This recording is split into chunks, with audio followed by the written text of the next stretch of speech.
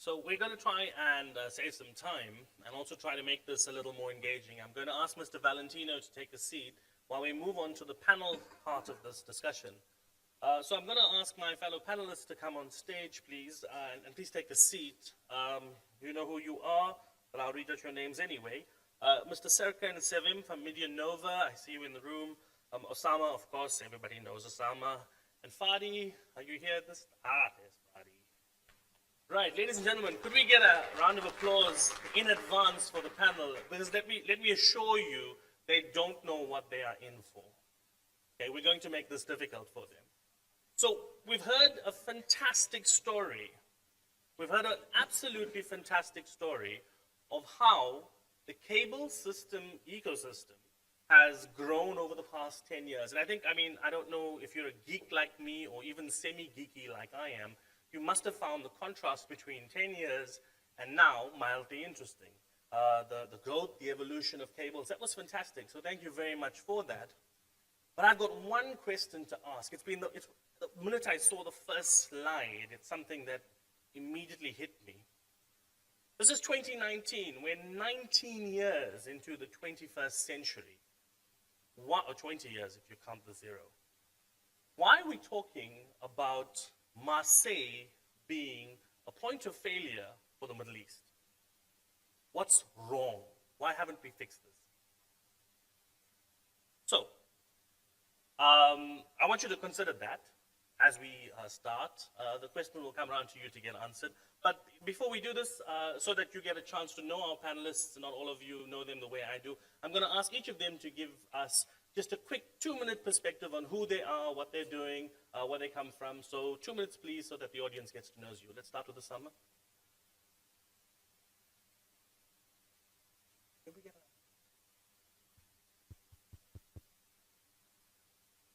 Hello, I'm Osama Dosri. I'm an advisor to the Ministry of Communication for the past couple of years, but I've been a long-time MENOG since the start. I've been part of the program committee and the coordination committee since we had one. Tell us a bit about what you're doing now. Yeah. Oh, so currently I'm advising the Ministry of Communication in Saudi Arabia about issues related to infrastructure development. Is it better now? Can you hear me now? All right. So currently I'm advising the ministry in matters related to infrastructure development.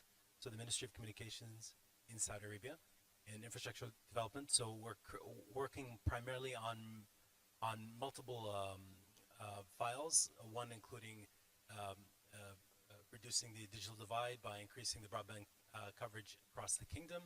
Another important file is the Internet Exchange Point in Saudi Arabia. So we have the Saudi Internet Exchange Point for over a year now, and it's been 6 months since we actually have all the national routes for Saudi Arabia. So we're pretty happy about that. So all the national routes are available at the Saudi Internet Exchange, amongst other holders.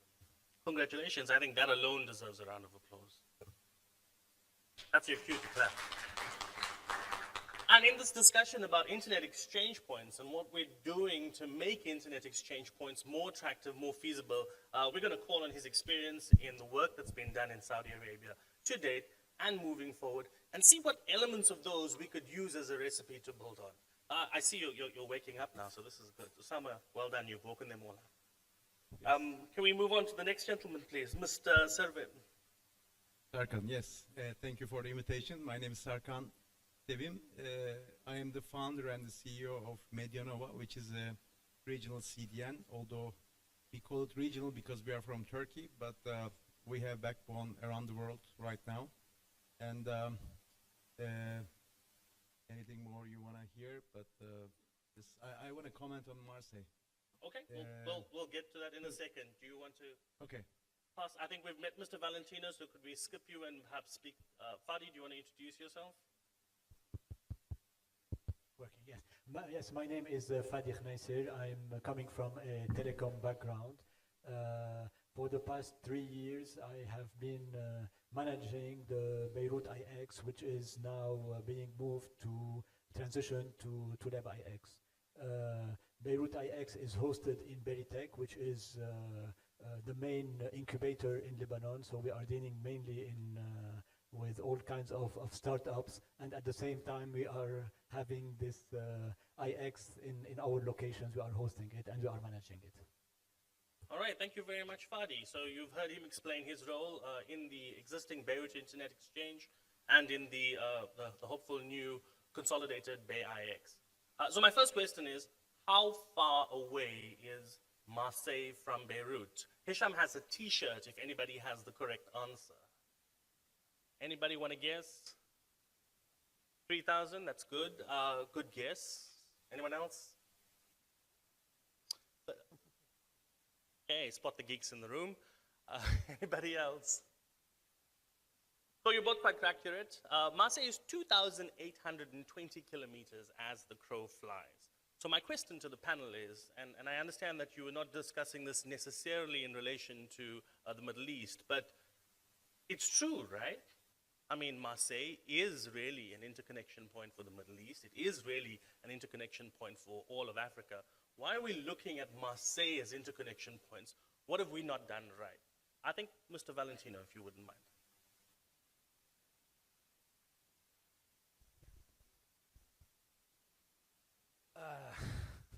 So you are turning to me now the question.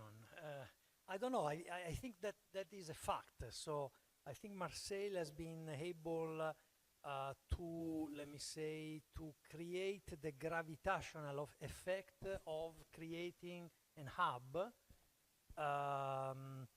And the actors has been different, so we cannot, let me say, identify in the good and the bad one single company or entity. There's been a mix of why Marseille and not because the point is not where, not who, and not how. And I think no one has an answer on that. We heard before, I think some colleagues from Egypt saying, why don't you deploy the gaming server in Egypt? And we got some answers from Martin. So probably these are the reason why Marseille. Because the concentration of assets and easy to interconnect has been 2,800 kilometers and 30 milliseconds far from the location where this interconnection is used for. Thank you. And I think we've heard that message come through very well. And if I could just repeat what you said, it's the concentration and the ease of interconnection that we've seen. You wanted to comment? Yes? Actually, I can give some comments about the market in Turkey, where we are working for the last 12 years. The first time I went to Türk Telekom and get access, like transit as a CDN provider, of course the prices were like 10 times of today.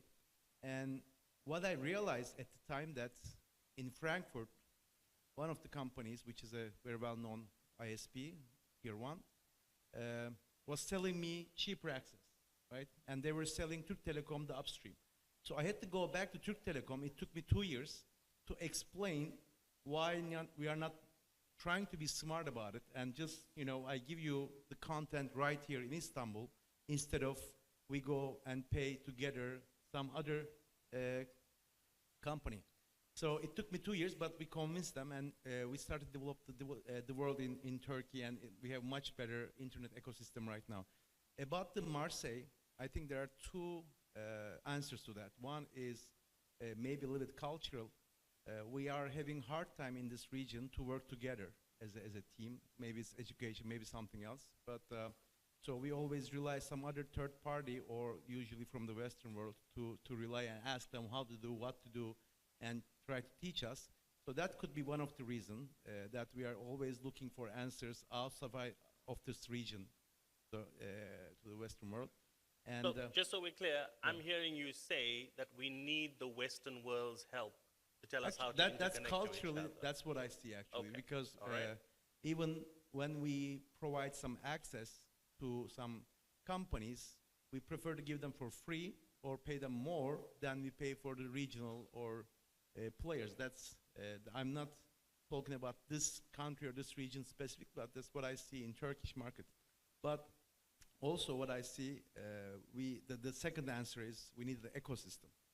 You need good data centers, you need good connectivity, you need good support to invest in some locations. So this is missing, obviously.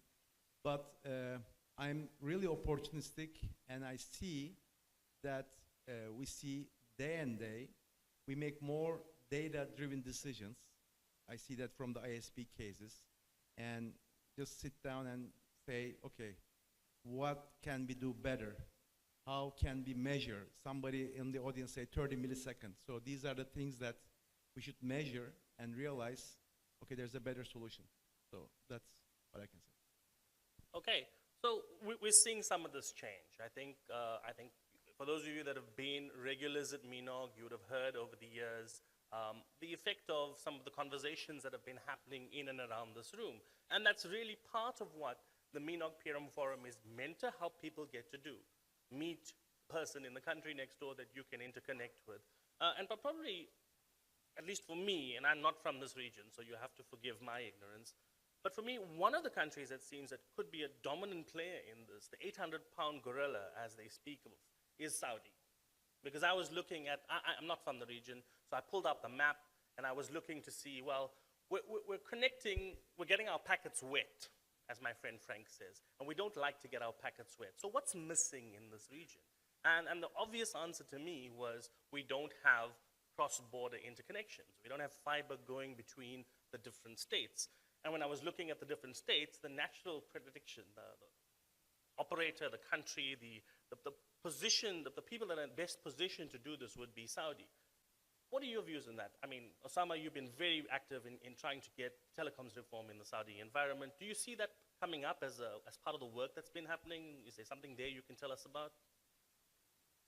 We can only hope. Let me just comment on the previous Sure. the point where you're talking about Marseille as being the hub for the Middle East, and I don't think that was by design.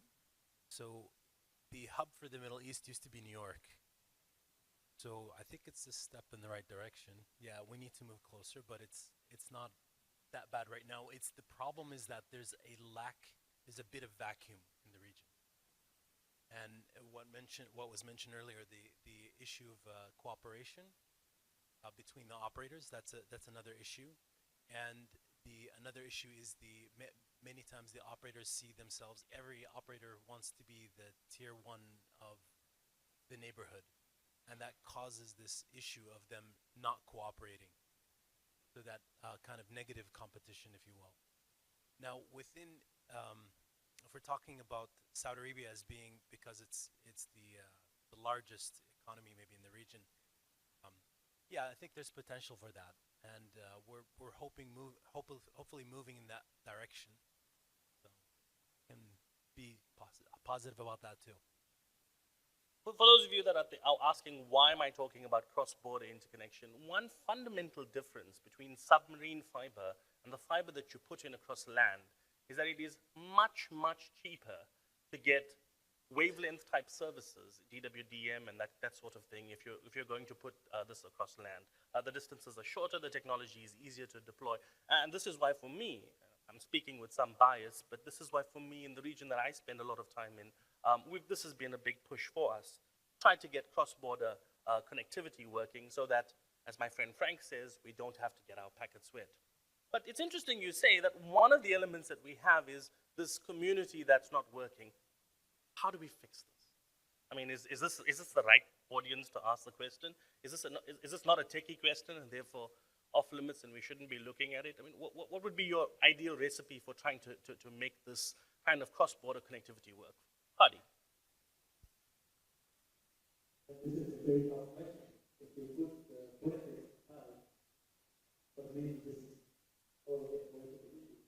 But what is really happening is that the connection prices in these states are very high. You take the case of Lebanon, if you want the national link, it is a few vehicles, you cannot get prices for the city. So any company has been denied to start with.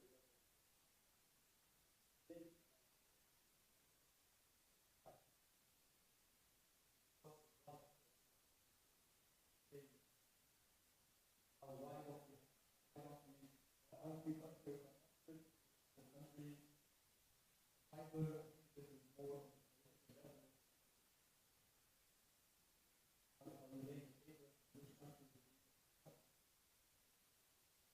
are we talking about one hub? Mr. Valentino, why are we talking about one hub? What are the potential hubs? What have we not realized in this region? You've been doing this longer than most of us. Okay, what we are not talking about? Why are we talking about one hub or just One one hub. hub? No, And no. by the way, I don't necessarily mean that they should be one. But There should not be one hub. exactly. And I think Osama got the point. Somehow you have to start from somewhere, and this is the story. In Europe was London, the place where everybody was interconnecting 20 years ago. Frankfurt came out more as a domestic stuff. When they start aggregating Eastern Europe, they start becoming a continental interconnection point. Amsterdam, similar stories, again, some submarine, some terrestrial. At the end, today, if you look at Europe, you look back 20 years ago, London, I don't know, probably at the time Paris a little bit. Now you have, again, at least 7, 8, 9 major points of interconnection. This is Europe. And that's where naturally the traffic needs to be exchanged. So in proximity, as much as possible, taking care of the diversity as a fundamental need. So you cannot do everything in one place because of a number of reasons. Even if it's in proximity, you have to create some others. And again, the more you create, the more you have to spend. So you have to find the right balance between diversification and resiliency. But, and let me say, but again, so definitely Middle East will develop, and there are some, of course, let me say, hubbing capabilities in place, definitely UAE, definitely Oman has been playing a lot, trying to aggregate assets in terms of cable system. Now we see large data center players starting investing there. Probably they identify somehow a formula, because at the end the ingredients are the one we are talking about. But definitely the answer will never be one hub, but many hubs, and the proximity, the geography will drive somehow this, let me say, shortening the distance. So from New York to London, from London to Marseille, what is next? I don't have an answer for that. Probably there will be a number of regional hubs. Some will develop more, and some will maybe born from scratch. I like this idea of competition. You think this could work?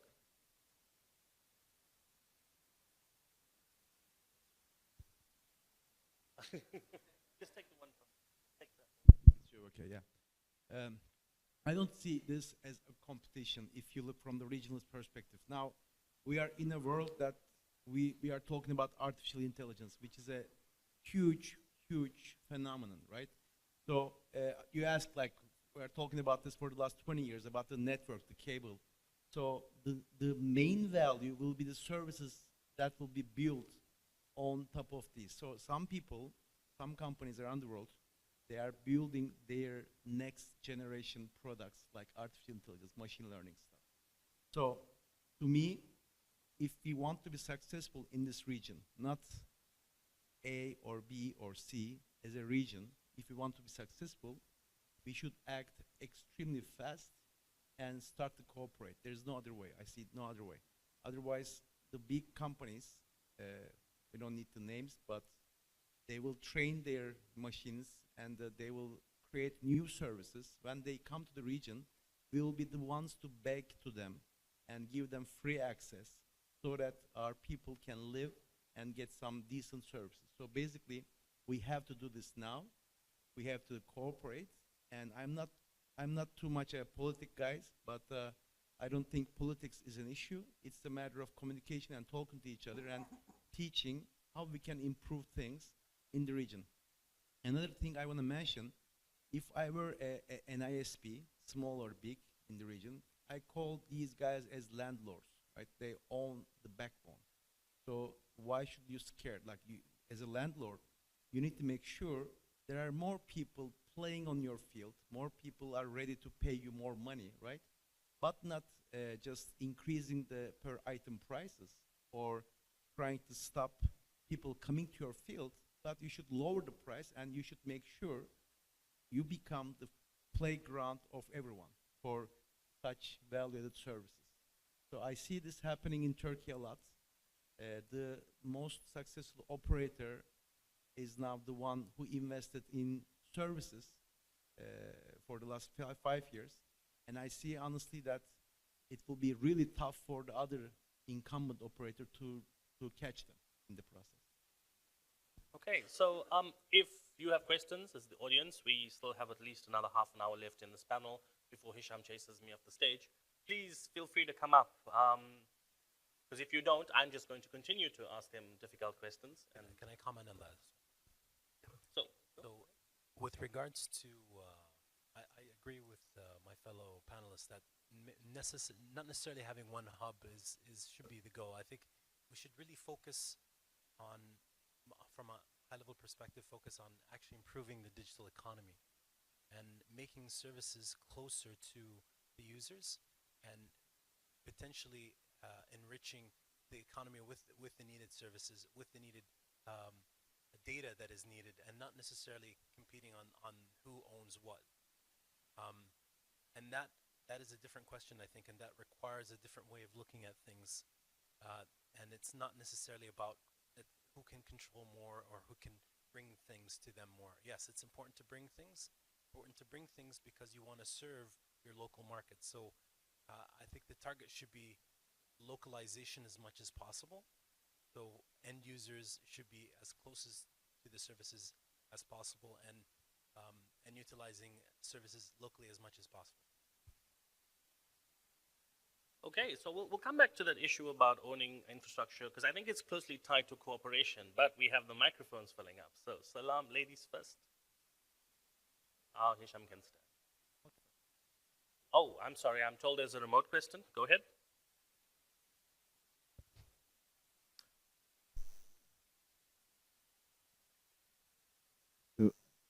So the first question I have is, can we see where the relation between the level of development of terrestrial to encourage providers to land in specific cities?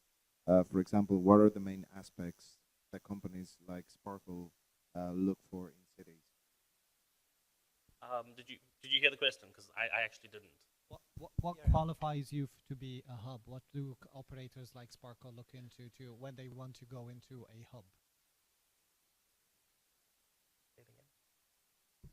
Sorry, Say it that's again. Read your question again. Yeah. Read your question again. So can you see where the relation between the level of development of terrestrial to encourage providers to land in specific cities? Like, what are the main aspects that companies look, like Sparkle, look for? What do companies like Sparkle look into to land into countries that would allow them to become eventually hubs, pretty much? That's the question. Talking about terrestrial cable. Okay, well, it's a it's a complex question to give a straight answer. As a carrier, what we look for, well, we start from the market, so we try to understand where there is a, let me say, a transit market. For example, we are looking in other geographies now to investment in submarine cable. Let me see if this helps giving some answers, where we see that there is a lack of assets, and there is a lack of diversification once again. So the investment in submarine cable asset would give us the opportunity to offer these new routing and diversification capabilities. The terrestrial component of that is a key element, as it is the, let me say, landing point. So depending from the level of maturity of the geographies, but more and more what we are seeing is that cable are more used, so are more successful, if they land natively in open ecosystems. So if they don't land in, let me say, proprietary, closed, not technically, but commercial in terms of commercial policies, facilities like a landing station. So in the moment we look for investment in geographies where we are looking for developing our business, we definitely look, if we invest and we share the investment with someone, that then the cable can be accessed in a, let me say, affordable and sustainable costing elements. Otherwise, it becomes a bottleneck. How much this is related to the terrestrial development of ecosystem, if I well got the question, it is because when you land a cable system, apart from aiming to create where the cable lands as much as possible the exchange of content, of traffic and so on, but you need then to backhaul, so to interconnect that traffic which comes or originates somewhere else with other destination. So in this case, it's also important that the, let me say, the that environment which hosts the cable head has multiple terrestrial cable paths.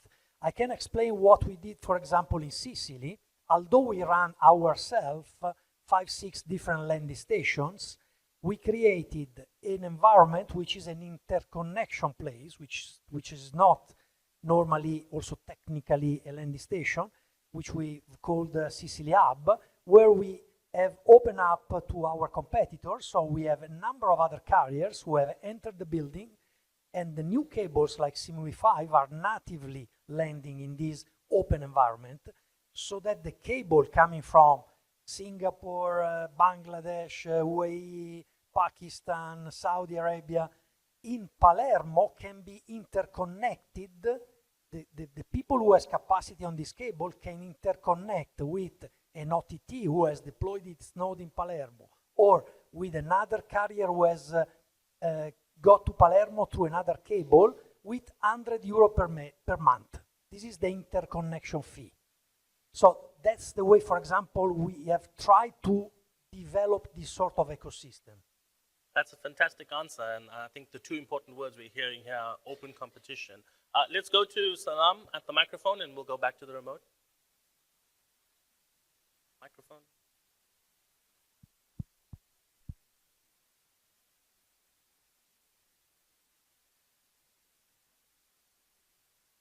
Thank you, Salam Yamut. So it's a segue to my question. You kind of answered it. It's about the role of the government. And it seems to me this is the difference between this region and maybe other regions. I don't remember seeing any communique from the French government saying in 2015, Marseille will become the hub for the Middle East. So it happened also kind of organically with the right framework. We see in our countries, I mean, just to get an NGO going for Lebanon IGF, for Lebanon IX, we spent a year, and this is the government was with us. So the difficulty in doing business in this region to get the permits, the interconnection, the okay, you know, it's so much different and so much more difficult. And the thing that the governments can do, which is reduce the price of international bandwidth, they don't do. And the things that they should not do, they do.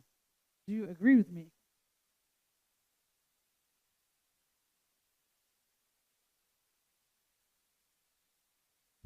Okay, I totally agree.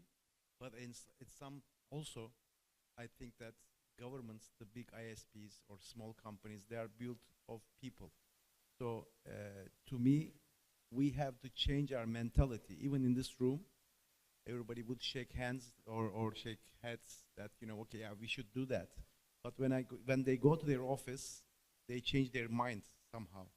So we need to make sure, or we need to understand first that all these governments are some just people trying to do their job. So the more we communicate, the more we explain what we do, how we can help, or the real change in the world. Honestly, in this region, I have a big trouble to understand that, and I'm trouble to accept that maybe we don't understand the digital age, even in this room. Like, we don't know what is going on right now. We don't know. The Kareem, for example, one of the Dubai companies, startups, just got sold $3 billion. So, and I know the guys when they started 3-4 years ago. So basically, these are the change that's happening, and we need to show the government what's going on in the world, and or to people, and how we can help as the ecosystem to be part of this game. Otherwise, it will be too late. For example, for the startup ecosystems that I'm an entrepreneur myself, we always talk about Silicon Valley. To me, it's the last 20 years ago, it was Silicon Valley. Today, we have New York, we have Berlin, we have London, we have now maybe Dubai, and a lot of people, a lot of places there are startups. So we have to know that there's a change. We have to not accept that the government is this, politics is that. We have to go one by one and talk to everyone, try to explain what is the real problem.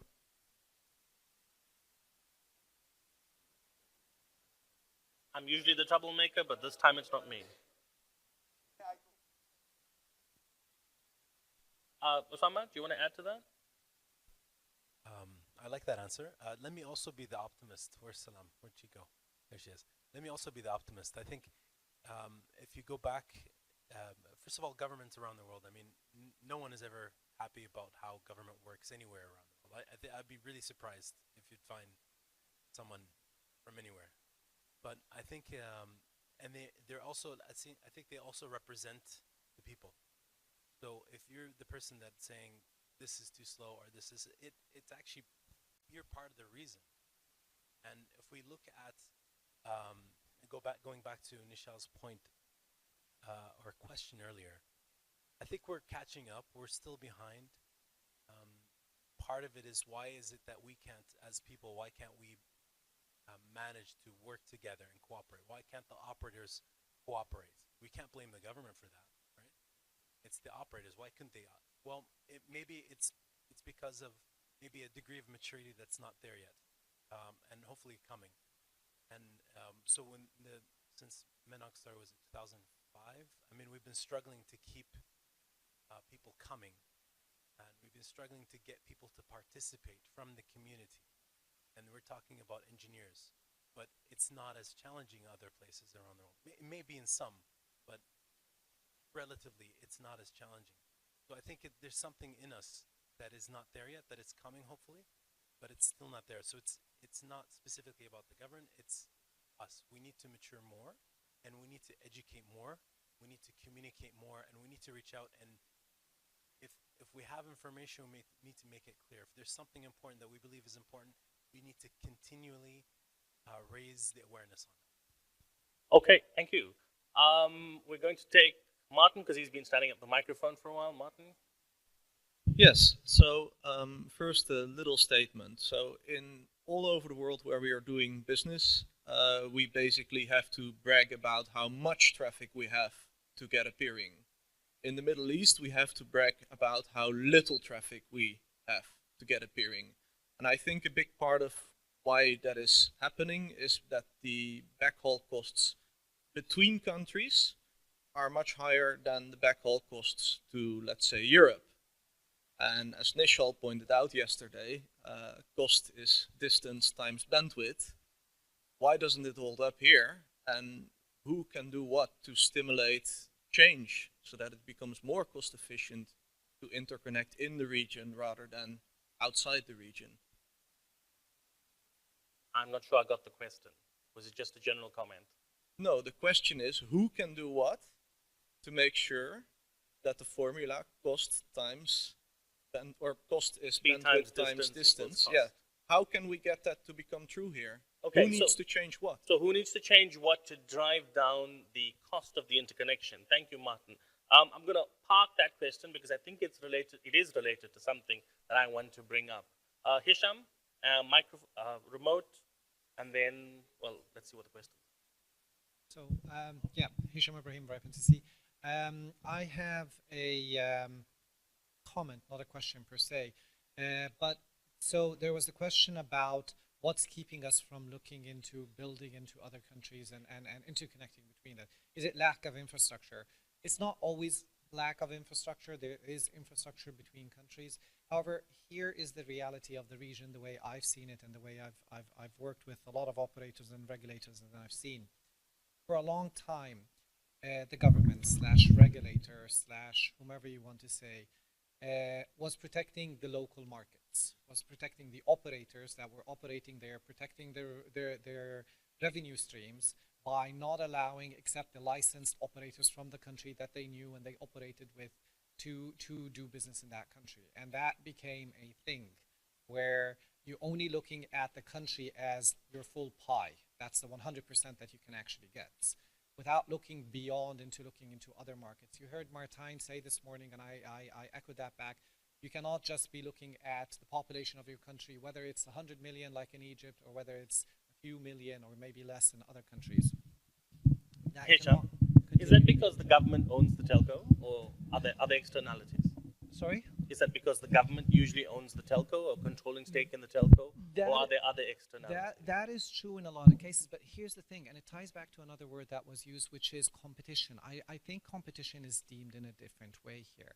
I think everybody, in that small market, once you're in that market and only looking at the country borders as your market, everybody in the country becomes competition. And while we were saying healthy competition will help encourage these hubs to emerge, the telecos have built into them the idea that they have to be the biggest, the baddest, the most important one in their either small market or in the region. And they try to sell you that. They try to convince you with that. Okay. Which keeps them from actually thinking of building into other countries and doing so. Now, the positive side of that, it's beginning to change. We've had the Day Zero event, we've had operators, we've had exchanges in the region here that are now really looking into building into each other because of the reasons that Martijn said, because of the reasons that we heard from the presentation earlier from Giuseppe and others. So it is changing. It's just the telecos are taking their time into moving into that place. Okay, thank you, Hisham, for that lightning talk at the microphone. We'll take the next question here. Please remember to introduce yourself. Hello, I'm Giorgio. So my question or like comment was very close to what he was saying, but what I wanted to ask you guys. So we're joined here. We're ISPs. We're exchanges. We're CDNs. Like we are right here. And if we take Lebanon as an example, people say that it's the government is what's holding us back. The others say that it's operators. Others say that it's, I don't know, infrastructure. If we're all here, like all the components to answer the question are here in this room, why can't we find like the answer for like the situation of the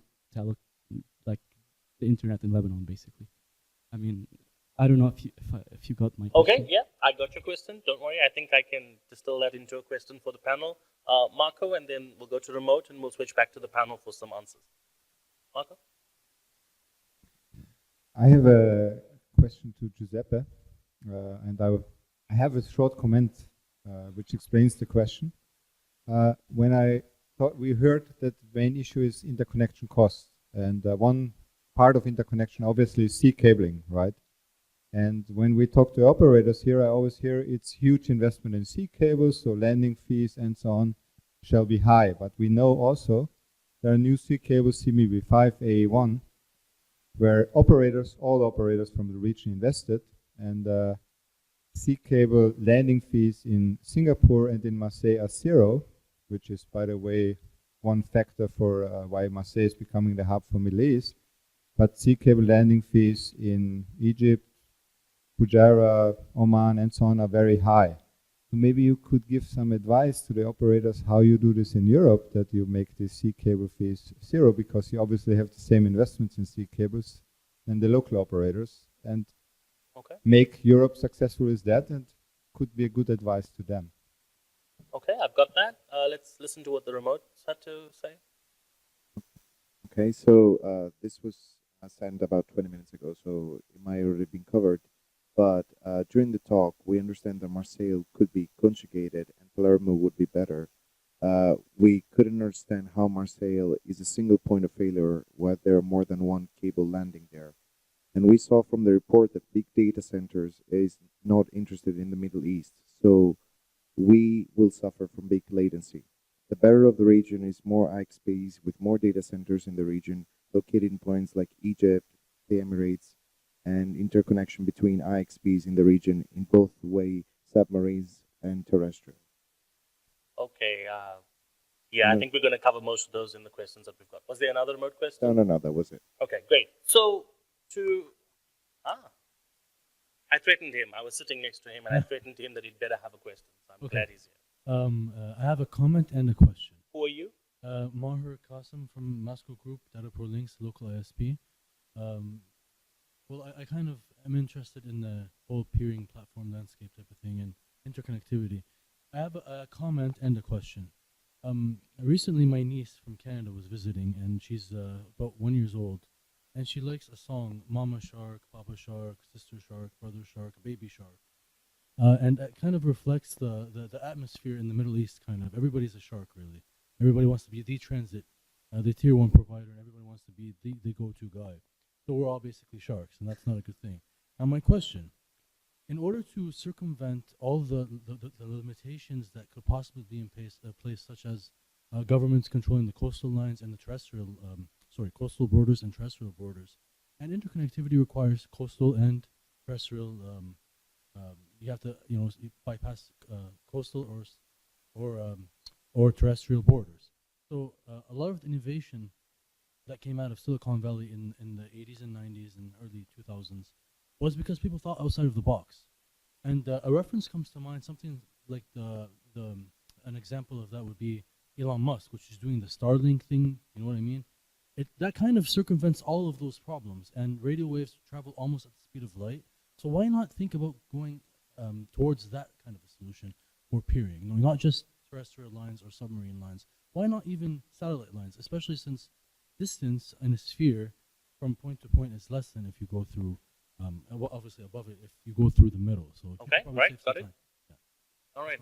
So I think when we say peering, we mean a generic mechanism for peering. I'm so glad you are not asking us to sing shark, because I've never heard that before.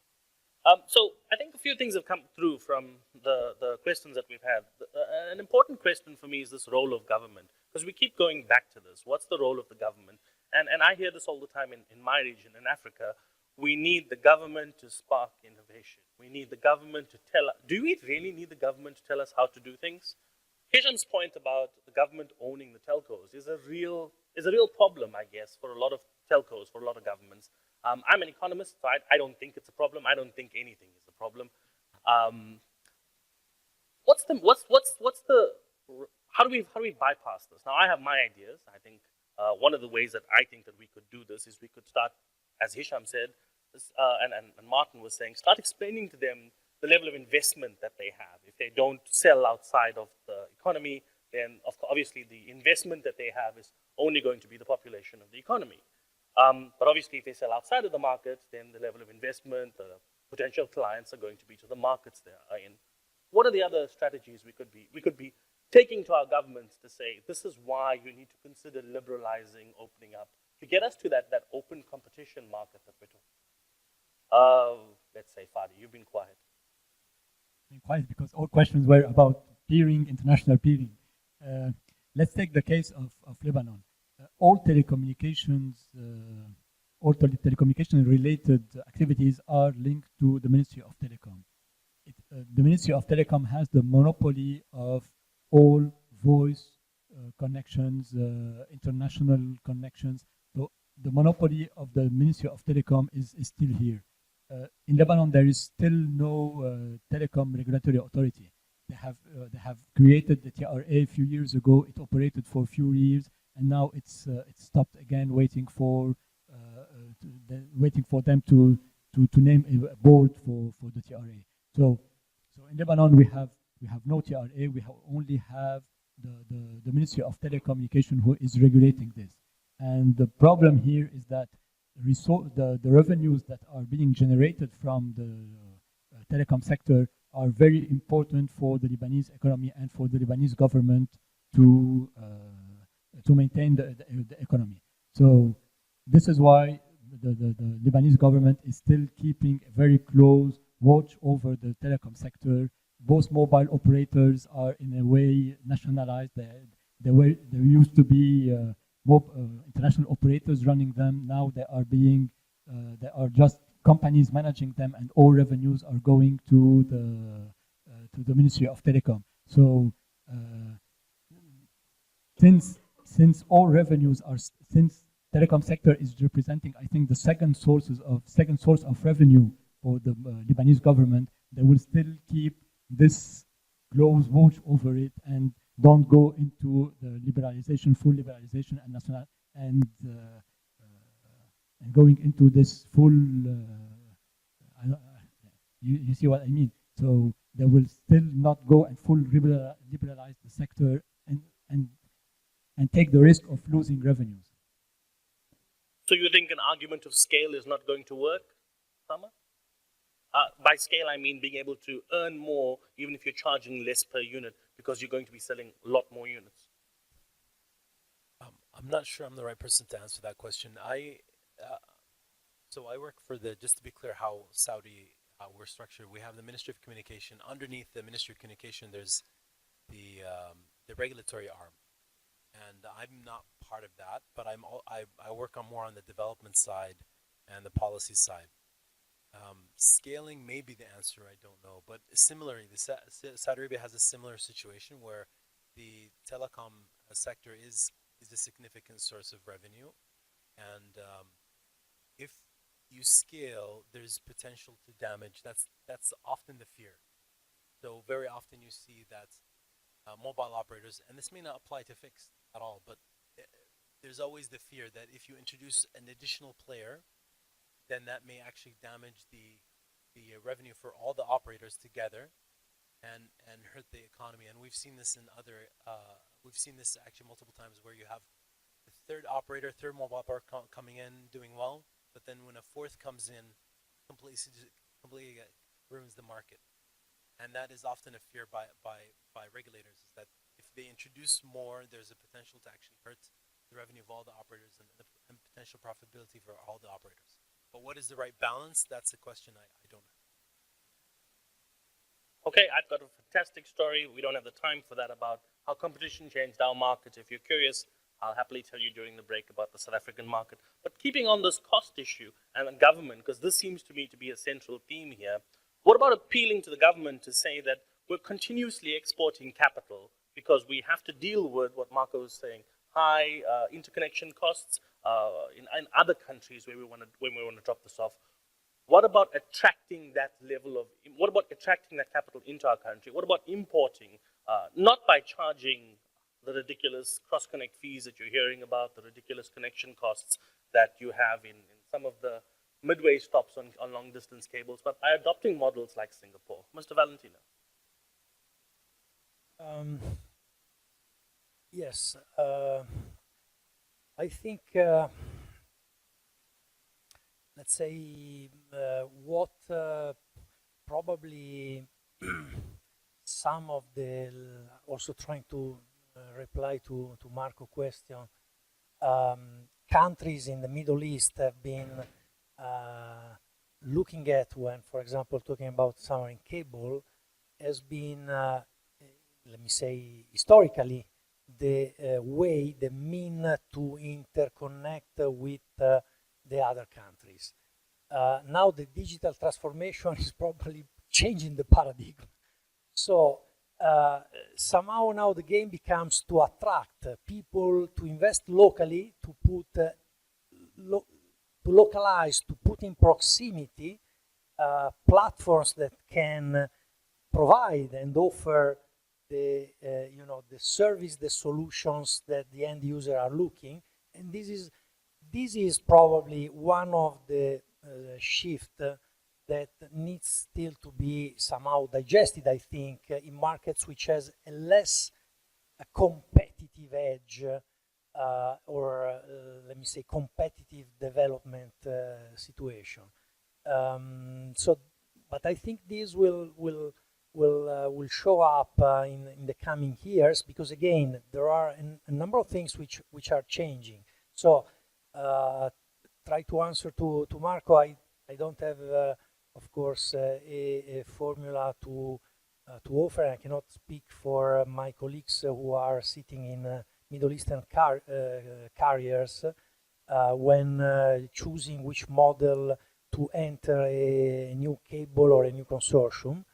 But probably this is one of the elements, is to start seeing your country and maybe your company more as an aggregation point in the local environment or in the cross-border environment, more than a gateway to offer transport remotely, which again is the way it used to be, and now will be less and less in that direction. Okay, so I'm reminded that we are close to the time that we should be breaking. So I'm gonna make just a few quick summary points, most of which we've already spoken about. We need better cooperation. I think that's come through. We need better cooperation at governmental level. We need better cooperation at regulatory level amongst operators. And while we as MENOG, I guess, can start to push and start to point our regulators to what can and cannot work, the thing that we can fix here, at least, is being able to interact and communicate and coordinate amongst the operators in the room. So I hope you use the hearing session that follows to its full benefit. So we heard the issue of better cooperation. We heard the issue. We also heard the comment that there's no quick solution to this. But I'm going to counter that by saying that the longer we don't try to find a long-term solution to this, the longer we're going to export capital to the developed world. And we all know right now that that part of the world, the more industrialized area, they certainly don't need our capital. We've heard that this idea for success has got to come from a market that's got open competition, and open competition has managed to drive down costs and add all the things that you've heard happen in some of the earlier presentation.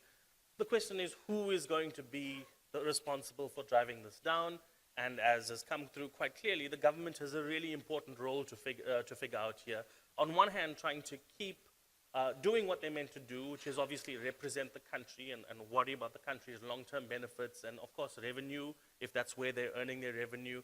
But at the same time, taking their countries into the 21st century, getting them into a digitized society. So can I ask you to give me just your final thoughts for 2 minutes, and then we'll let everybody go into the pairing personals. I'll start with Osama. Oh, right, okay. Fadi was up. I think that the Lebanese government is aware of this, and they have issued a law a few years ago, the telecom law, and unfortunately it has not been applied. Now they are going to this spirit of applying the telecom law and reinstalling the TRA authority and going for the privatization of the sectors. So we are going again towards this direction, and this could be, hopefully it will have a good future. Okay, from my point of view, let me conclude. As a European, let me say, the experience that we got in Europe, I think could be somehow also something to be looked in this region because of a different context where, again, liberalization has been going through the different countries with a similar framework stated by the EU, by the EU Commission and so on. But at the end, as a European company, we do business in Europe. We do a lot of business in Marseille. We invested a lot there, although we compete with our own, let me say, hubs capabilities in Sicily. So there is no sort of it's Italy or it's Sicily or it's my pop but it is more really to identify the opportunities to compete and look into this marketplace as the place to be, to sell your goods, your stuff, more than forcing or find the way that people come to your shop, which is the best shop. Thank you. My final comment would be about the change, actually. I underline this one more time. We all agree that the change is here, digital transformation. So we need to ask ourselves, what did we change in our business model? Or if you didn't change anything, it means that you are getting into a big trouble where you cannot change anymore. So one example I heard many, many years ago, suppose you're driving a car and there's a turn, right? So the smart thing is to turn the wheel so that you make the turn, right? If you do that, there's no problem. But if there's a turn and you keep going straight because you think that you are a bus or you are a big truck, nothing will happen. Something may happen. So basically, we need to make sure to change the direction with the digital transformation and adapt, even though you are a big, big truck right now. So my 2-minute comment would be more about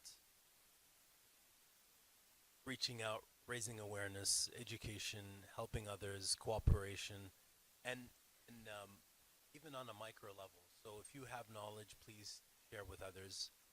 Please participate in volunteering activities. Please participate in whether speaking if you have some knowledge to share, or whether helping others in volunteering or activities that can actually raise awareness and educate more. Okay, ladies and gentlemen, could I ask you to please give us a round of applause for our panel? I think the core messages have come through clear, and I hope that we can start working on one of those, and that is the cooperation, that's the working together immediately. I'm going to call Hisham up to do the last set of peering personals for the day. Thank you very much.